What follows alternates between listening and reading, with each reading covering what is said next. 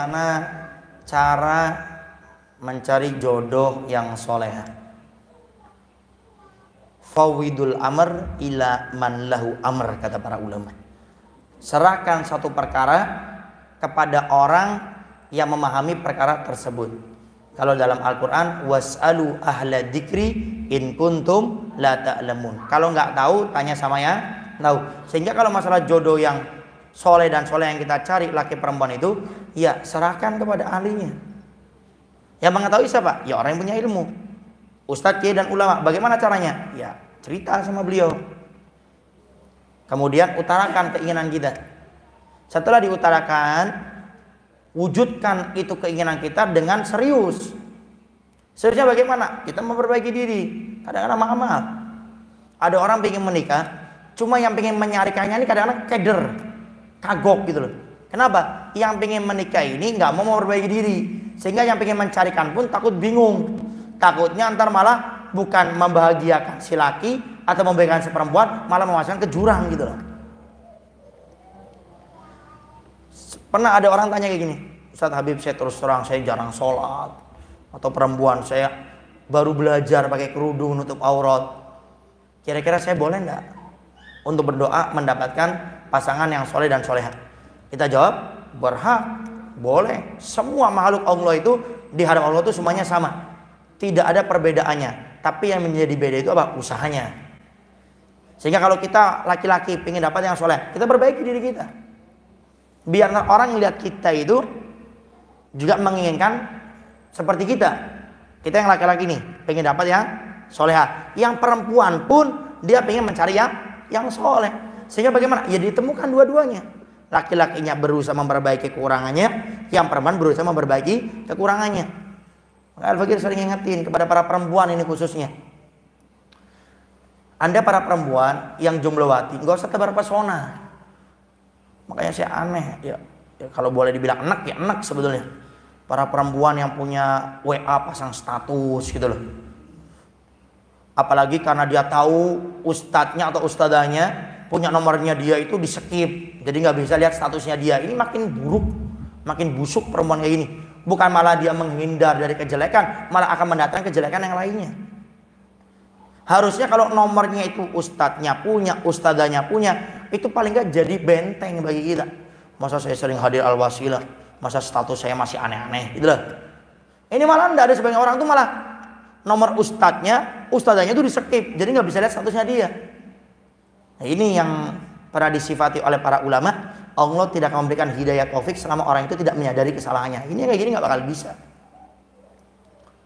Jadi kalau seandainya kita belum bisa jadi baik, jangan menjauh dari orang baik gitu loh.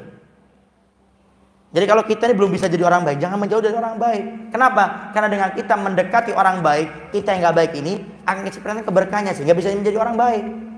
Kalau kita mengandalkan diri kita untuk jadi orang baik, kayaknya susah, berat. Keimanan kita masih naik turun. Tapi kalau kita mengandalkan kebaikan daripada orang yang baik, itu yang bisa mengangkat diri kita menjadi orang yang baik. Ada sebagian orang tuh pemikirannya gitu. Saya nggak mau duduk sama ustadz ini, kiai ini, ulama ini, habib ini. Kenapa? Saya malu, saya ini ahli maksiat. Karena kita ahli maksiat, orang yang jelek kumpul sama orang yang baik. Biar kita jadi baik. Makanya saya selalu mengingatkan kepada para jomblowati, Anda nggak usah tebar pesona. Terus terang, kalau ada seorang perempuan datang kepada Al-Fakir atau sama istri Al-Fakir minta dicarikan jodoh. Saya kalau sudah ini perempuan suka update status aneh-aneh di media sosial aneh, saya juga terus terang nggak berani mencarikan. Dan saya akan katakan saya siap mencarikan, saya usahakan mendapatkan laki-laki yang soleh, atau itu seorang laki-laki perempuan yang soleh. Tapi syaratnya apa? Ya kamu perbaiki diri. Karena tidak mungkin gitu loh kita mencarikan perempuan yang soleha sedangkan kitanya nggak mau memperbaiki diri. Atau kebalikannya, kita mencarikan seorang laki-laki yang soleh, perempuannya tidak mau memperbaiki diri, nggak bisa. Oh Beb, insya Allah ada orang yang pengen hijrah bersama saya, menyelamatkan saya. Ya silakan, cuma jangan salahkan kalau ada orang nggak mau gitu loh. Nah, jadi untuk mendapatkan pasangan yang soleh dan soleha itu, ya kita memperbaiki diri. Dan yang paling tahu kekurangan kita orang yang paling dekat sama kita. Apalagi itu seorang ustadz. Maka kita tanya sama dia, kekurangan saya apa? Dari ucapankah, perbuatankah, sikapkah, atau gerak-gerik saya? Tanya. Sehingga dengan kita bertanya kita bisa untuk memperbaiki diri. Dan nggak usah khawatir Anda khususnya yang para perempuan, di luar sana itu banyak orang tua yang punya anak laki-laki yang soleh, dan mereka orang tuanya ini lagi mencari sampai detik ini, mencari perempuan yang soleha.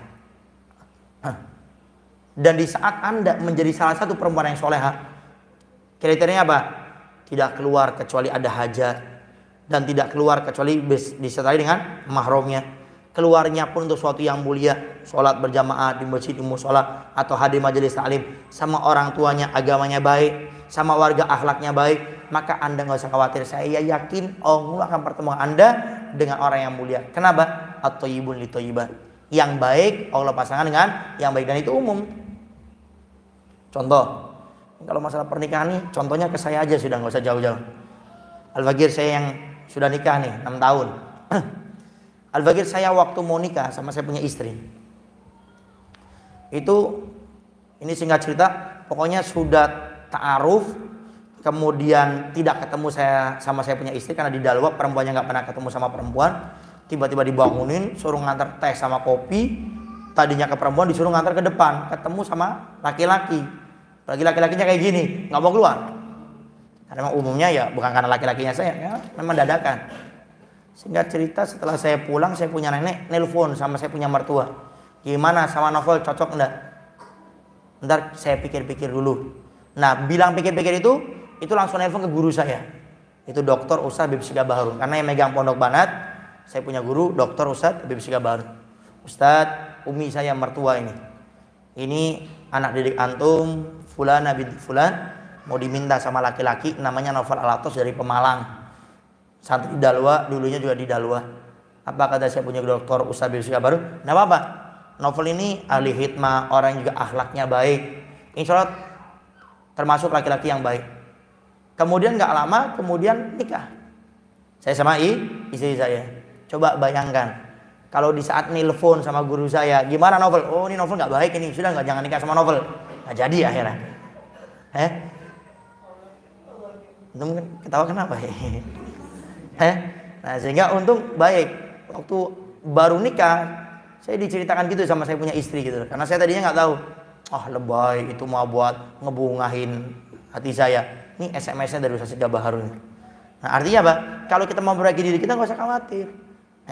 Mau itu yang laki-laki atau yang perempuan, perbaiki Anda punya diri. Dan Allah kirimkan laki-laki, perempuan yang akan memperbaiki diri Anda dan memuliakan Anda. Nah, ya kalau gampangannya tinggal datang ke Masjid Al-Wasilah ta'aruf, wallahu a'lam.